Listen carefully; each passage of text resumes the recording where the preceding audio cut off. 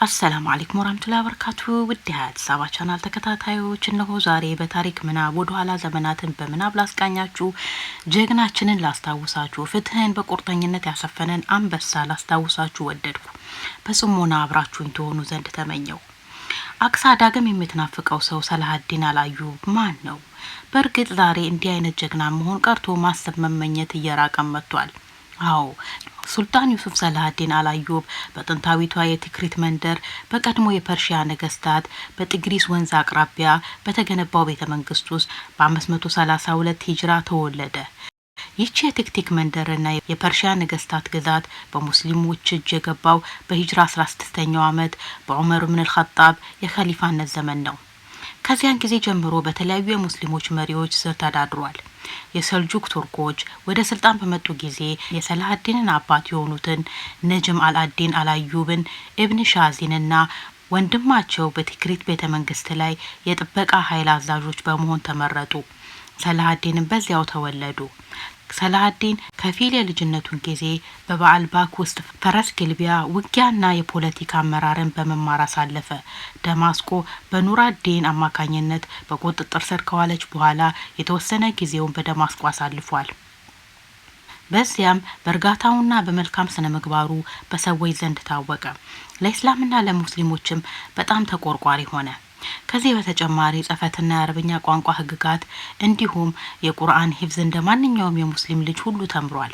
በተጨማሪ ሐዲስን ከሐፊዝ አሰለፊ ኢብን አውፍና አብደላህ ኢብን ባሪ እንደተማረ ተዘግቧል። በወቅቱ ዓሊሞች ከተለያየ ቦታ ወደ ደማስቆ ለማስተማር ይመጡ ነበር። ሰላሀዲን ከነዚህ ዓሊሞች ውስጥ ከብዙ ላይ ተምሯል።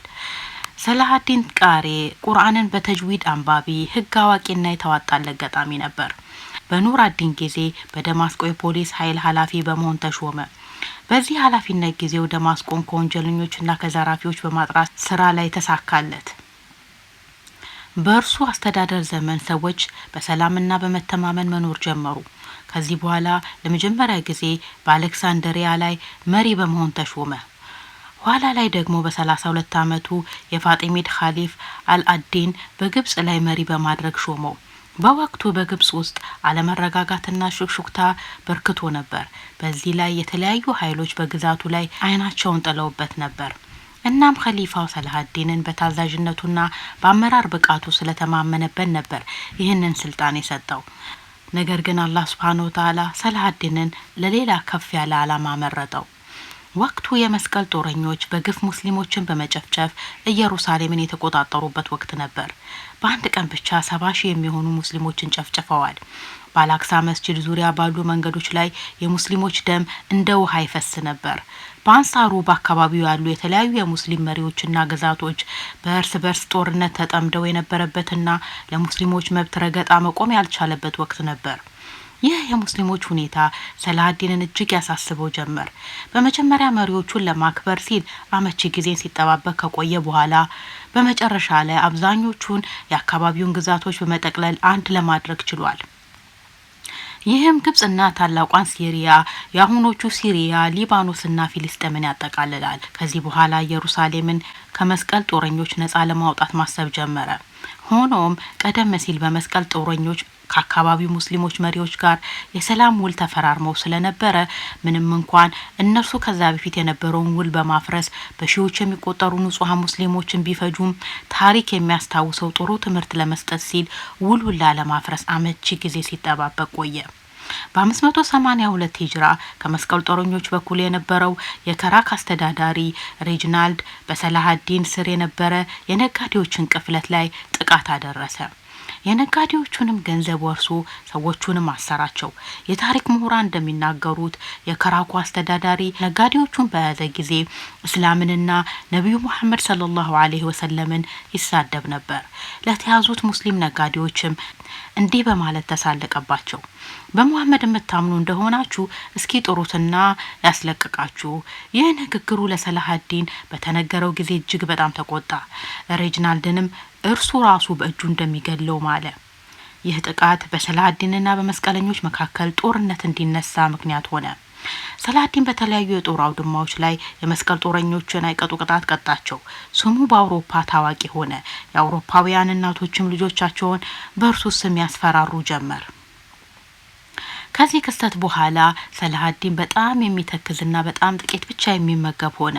ሰዎች ለምን እንደዚህ እንደሚሆን ሲጠይቁት ኢየሩሳሌም በመስቀለኞች እጅ እያለች እንዴት ለኔ ደስታ እንቅልፍና ምግብ ይገባኛል በማለት ይመልስላቸው ነበር። በመጨረሻም የመስቀል ጦረኞች ሰላሀዲን እነርሱን ለመዋጋት ታላቅ ጦር እንዳዘጋጀ እንዳወቁ ተዋጊዎቻቸውን አሰናድተው ወደ ጢቤሪያስ አቀኑ። ሁለቱ ወገኖች ሀቲን ከሚባል ቦታ ላይ ተገናኝተው ጦርነት ገጠሙ። በጦርነቱ ከ10 ሺህ በላይ የመስቀል ጦር ተዋጊዎች ተገደሉ። የተቀረው የመስቀለኞቹ ጦር ተበታተነ። ጦርነቱን በሰላሀዲን ታላቅ አሸናፊነት ተጠናቀቀ። በመቀጠል ሙስሊሞች ወደ ኢየሩሳሌምና በውስጧ ወደ ቀሩት የመስቀል ጦረኞች አመሩ። በዚህ ጦርነት ላይ ንጉሱ እንዲሁም ለጦርነቱ መቀስቀስ ምክንያት የሆነው ሬጅናልድና ሌሎችም ብዙዎች ተማረኩ። ሰላሀዲንም በገባው ቃል መሰረት ሬጅናልድን ገደለው። ንጉሱንና ተከታዮቹን ግን በነጻ ወደ ደማስቆ በክብር ሸኛቸው። ምንም እንኳን የመስቀል ጦረኞች የብዙ ንጹሃን ሙስሊሞችን ደም ቢያፈሱም ሰላሀዲን ሁሉም ኢየሩሳሌም ውስጥ የነበሩ የመስቀል ጦረኞች ያለምንም ጦርነት ደም መፋሰስ ለደም ካሳ መጠነኛ ክፍያ ብቻ በመክፈል ንብረታቸውን በመያዝ በ40 ቀናት ውስጥ ኢየሩሳሌምን ለቀው እንዲሄዱ አደረገ። ከባባድ ጓዞች ያላቸው ሰዎች ለጉዞ የማይመቻቸው ስለነበረ ሙስሊሞች እቃቸው እንዲገዟቸው ፈቀደላቸው። የመስቀል ጦረኞች ኢየሩሳሌምን ለቀው በሚወጡ ጊዜ ያረጁ በጀርባቸው ተሸክመው ባየ ጊዜ የሚሄዱበት አገር በሰላም ይደርሱ ዘንድ ገንዘብና የመጓጓዣ እንስሳት እንዲሰጣቸው አደረገ። ሱልጣኑ ምንም እንኳን በእያንዳንዱ ሰው ላይ የደም ካሳ እንዲከፍሉ እገዳ ጥሎ የነበሩ ቢሆንም አብዛኞቻቸው ካሳ እንኳን ሳይከፍሉ እንዲሄዱ ፈቅዶላቸዋል። ሰላሀዲን ለመስቀል ጦረኞች ያደረገው እንክብካቤ በራሳቸው ንጉስ እንኳን የማይደረግላቸውን ያህል ነበር። ለዚህም ይመስላል በዚህ የሰላሀዲንና የሙስሊሞች ልዩ እንክብካቤ ልባቸው የተነካ አለ የማይባሉ ክርስቲያኖች ወደ ሀገራቸው በመሄድ ፋንታ ወደ ሙስሊም ሀገራት በመሄድ በዚያው ሰፍረዋል። ምንም እንኳን ሰላሀዲን ሰፊ የሆነ የሙስሊሞችን ግዛት የሚያስተዳድር ቢሆንም ዓለማዊ ከሆኑ መደሰቻ ነገሮች ራሱን ያርቅ ነበር። ተከታዮቹ በደማስቆ በጣም ውብ ቤት ቢገነቡለትም በዚህ ቤት ውስጥ ለዘላለም አንኖርም፣ ይህ ቤት ሸሂድነትን ለሚለምን ሰው የሚስማማ አይደለም፣ እኛ እዚህ ያለነው ለአላህ ሱብሓነሁ ወተዓላ ለማገልገል ብቻ ነው ይል ነበር። ቀደም ብለን እንዳየነው የሙስሊሞችን አንድነት ሳያመጣ የሙስሊሞችን መሬት ከወራሪዎችና ከወንጀለኞች ሳያጸዳ በፊት እንቅልፍ አይወስደውም ነበር። በግዛቱም ላይ ከፍተኛ የተሃድሶ ስራዎችን አከናውኗል። ይህ ታላቅና አላህን ፈሪ የሆነ የሙስሊሞች መሪ በ589 ሂጅራ በሰፈር ወር በ14ኛው ቀን ከመካ ለሀጅ ሄደው የሚመለሱ ምዕመናንን ለመቀበል መጣ። ምዕመናኑን ለመቀበል የወጣው በቀጣዩ እርሱም ከአጃጆች አንዱ ለመሆን በመመኘት ነበር። ነገር ግን የአላህ ውሳኔ እንደዚህ አልሆነም። ምዕመናኑን ተቀብሎ እንደተመለሰ በጠና ታመመ። ህመሙ ከመጥናቱ የተነሳ ሐኪሞች እርሱን ለማዳን ተስፋ እስከ መቁረጥ ደረሱ። መታመሙ ለህዝቡ በተነገረ ጊዜ ሰዎች በጣም ተጨነቁ።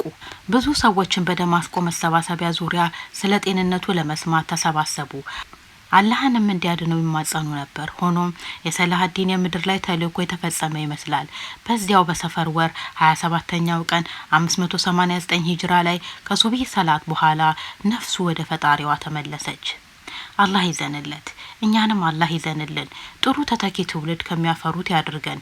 የአላህ ሰላም አይለያችሁ፣ በጀነት ከሚሰባሰቡት ያድርገን እያልን የዛሬ ፕሮግራማችንን እናጠቃልላለን። በተመሳሳይ ፕሮግራም እስከምንገናኝ ያ ረህማን ሰላም ከናንተ ጋር ይሁን።